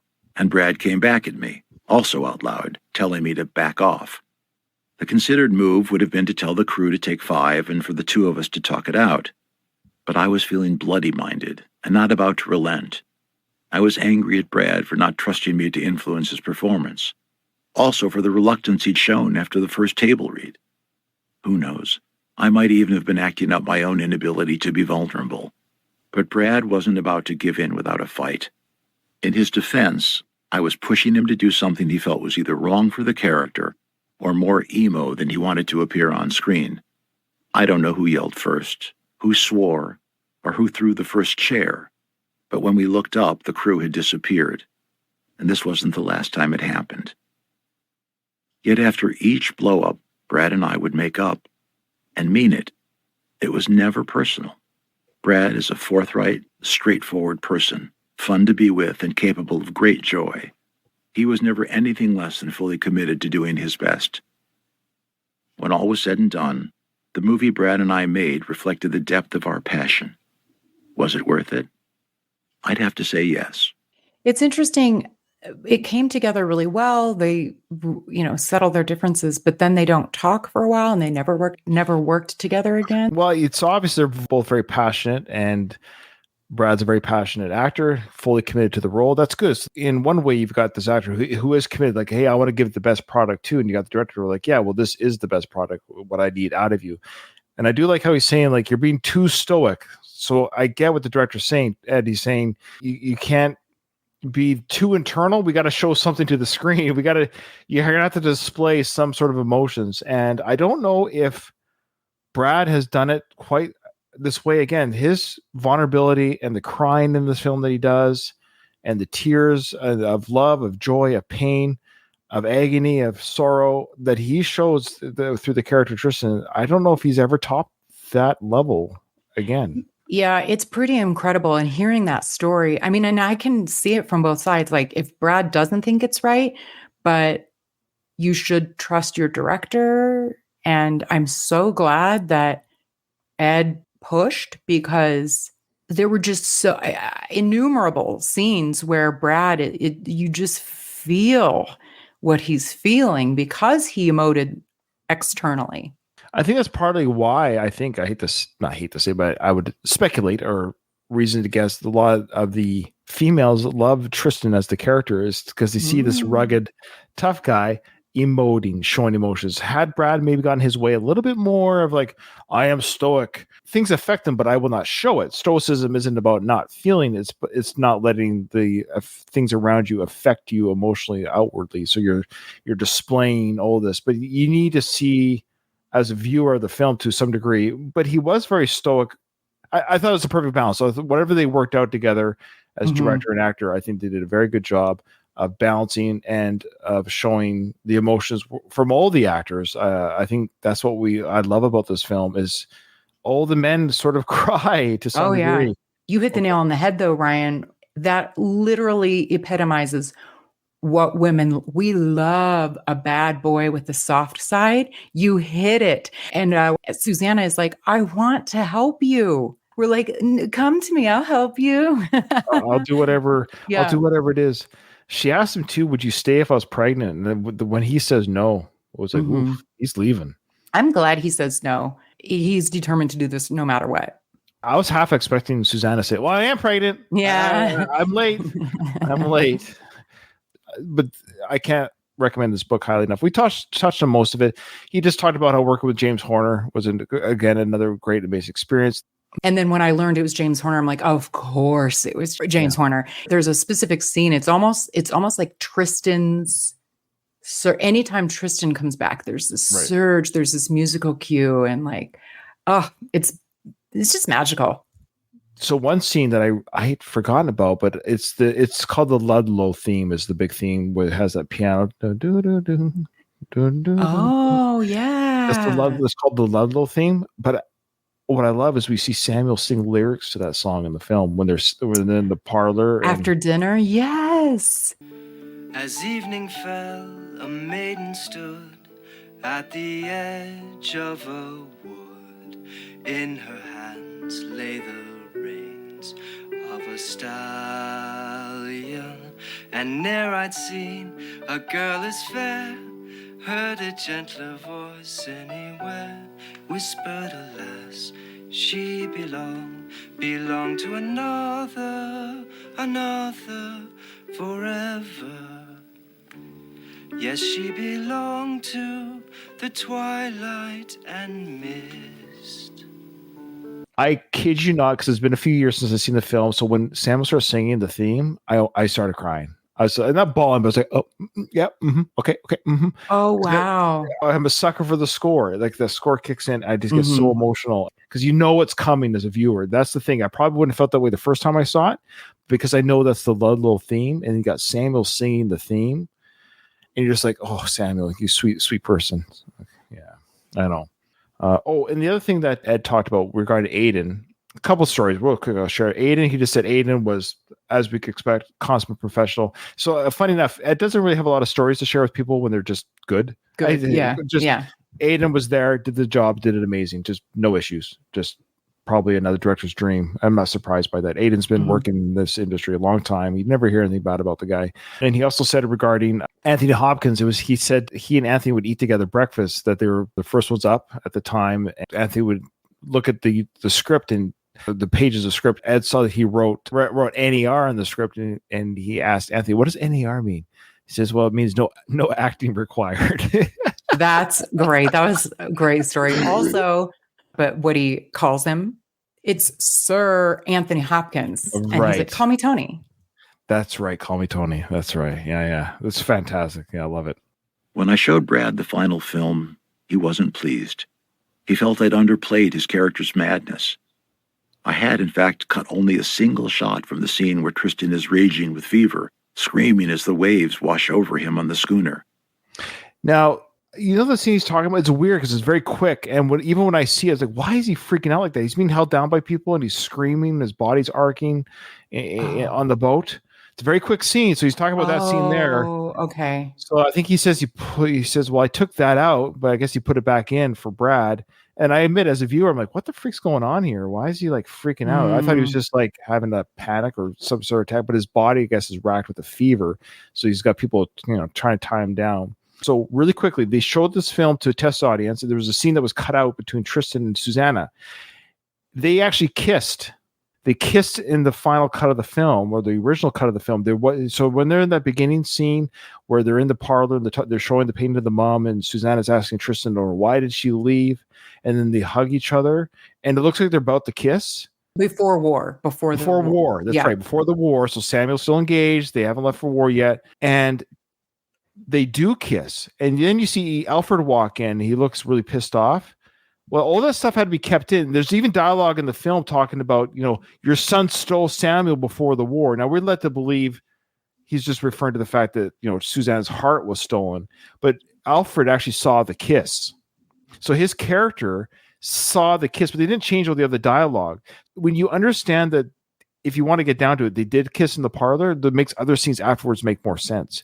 But they took out the kiss scene because audiences got mad at Tristan, and they didn't want that in the film. They didn't want audiences to hate Tristan. It works either way, though. But once you know the subtlety of that, go back and watch Aiden, how he speaks to that moment, because they just kind of hugged each other. It was an almost kiss. And so I think Alfred, either way, whether I agree removing the kiss makes us like Tristan more, but I think Alfred walking in or seeing that, either way, he's like, no bueno, dude. Well, of course, it's still no bueno, but it's just with the kiss, it was very Yeah. no bueno against Tristan. Yeah. Oh, More- true. Yeah.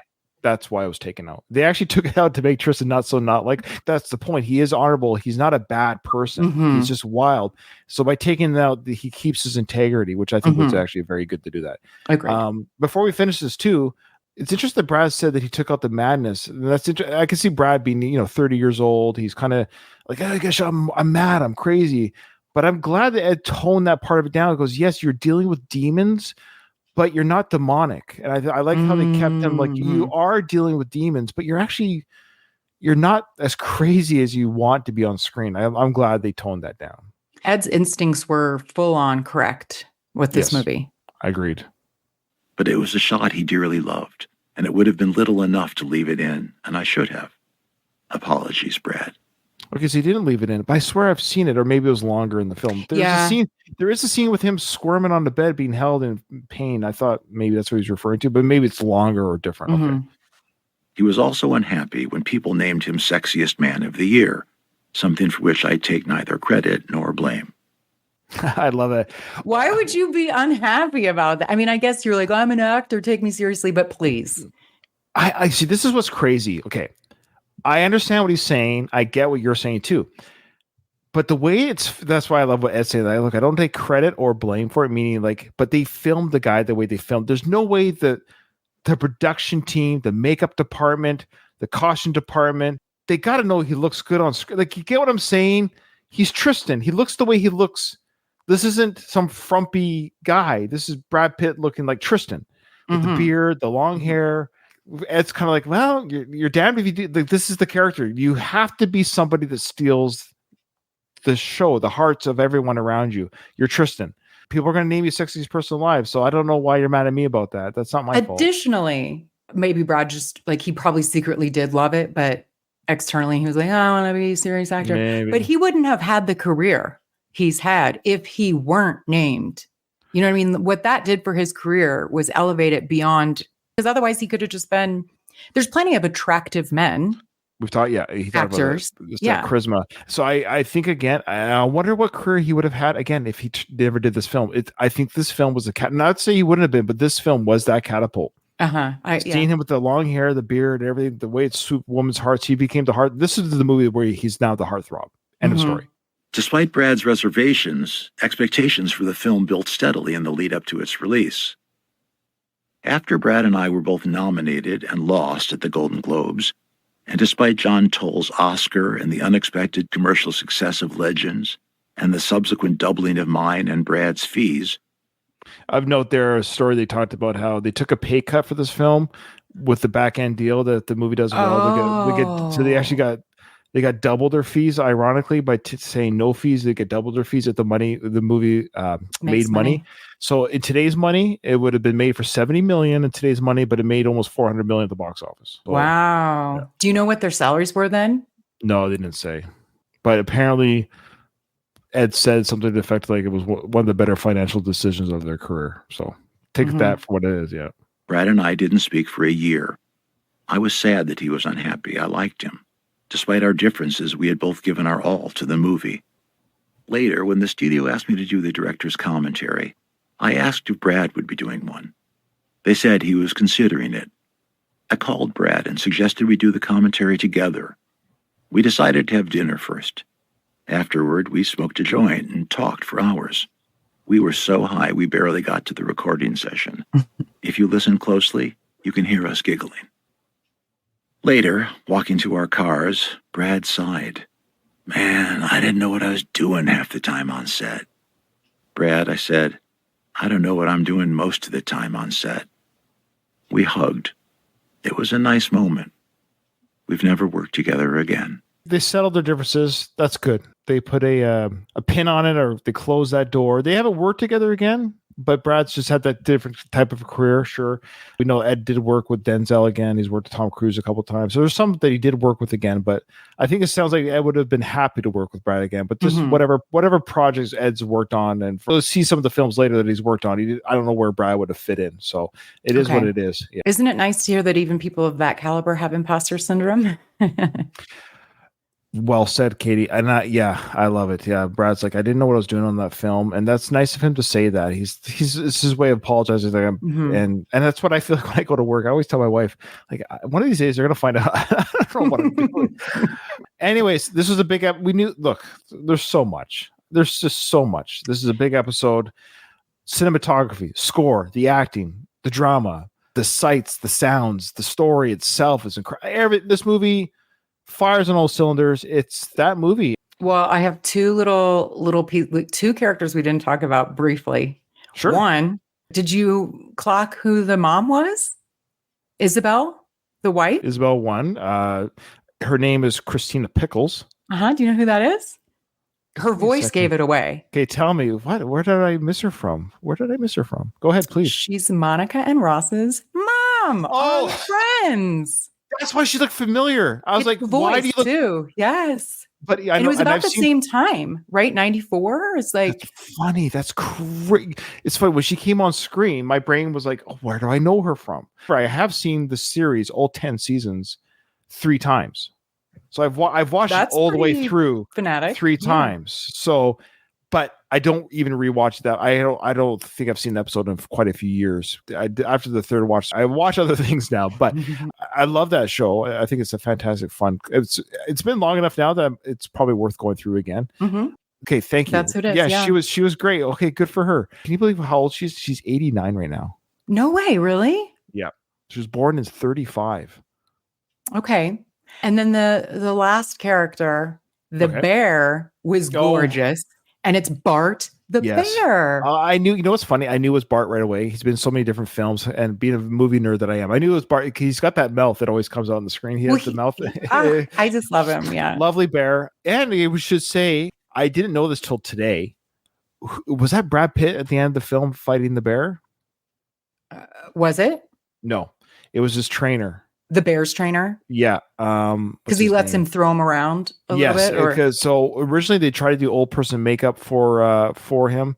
Bart the bear did pass away in 2000. He was 23 years old.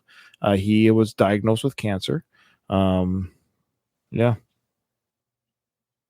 Bart the bear, did you say? Or I thought you said Bud. Oh. Bart the bear. Oh, okay. So he passed away he would have been born in 77. He died at the age of 23. Oh, that does track then, because he was in a lot of movies that I watched as a kid. Okay. Yeah, he was in The Bear, The Edge with Anthony Hopkins, funny enough. Oh, yeah. So there you go. Brad Pitt said he underwent makeup tests to play Tristan as an old man in the epilogue, but the results were unconvincing, as they usually are with old person makeup. Funny, Gordon, who played the One Stab, his old person makeup was a little bit much, but so be it. So old Tristan is played by Doug Seuss, Bart the bear's trainer, the only man who could safely wrestle with the bear on camera anyways. I love that. Yeah, that's great. So that's great. And it is great. That's why it's kind of fuzzy when he dies. You can't quite make out the face, but it's kind of a cool shot that it's kind of dreamlike. I can't quite make out. Is that Brad or not? Who is that? Yeah. It's the trainer dressed up. And you notice what he was wearing, by the way? Tristan was wearing there as an older man in the 1960s. The Colonel's bear, the bear jacket coat. Okay, that tracks. I guess my final thoughts are the same as One Stab's. He died a good death, or he had a good death. It was a good death. Yes, which is the what he wanted. Spoiler alert! It's also a line used in The Last Samurai, directed by Ed Zwick, coming up. So, ooh, I like that. But it totally called back to the first scene when he's a child and he wants to have a good death. Yeah, and he got it. Yeah, he fought the bear. Yeah, I love it. I had an absolute blast. Of course, Legends of Fall, amazing film.